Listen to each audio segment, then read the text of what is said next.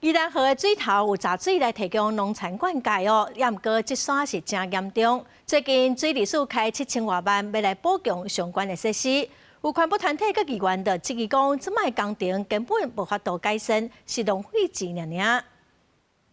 怪手将钢铁拍入河川内底时间，农田水利署宜兰管理处开7000多万，要针对宜兰河相关圳那河县进行补强工程，因为只有破损泄漏者问题，那放弃无法度节水，恐将影响1000多公顷农田引产。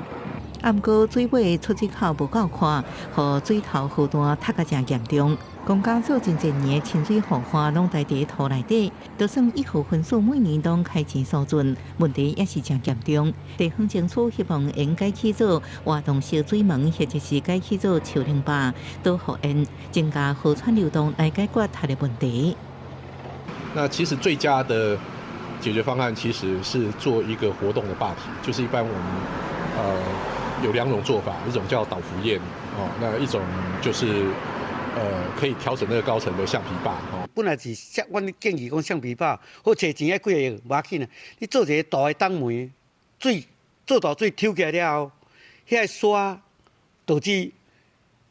害遐去啊。不过，农水署认为，不管是活动小水门，也是树林坝都复现，拢因为宜兰河断面较长，去了后也无法度维修这问题。干来针对即卖兰河县进行补强，有民代批评补强工程根本无法度解决它的问题，根本是了钱。你一活动是就是机械式的，机械式以后要去维修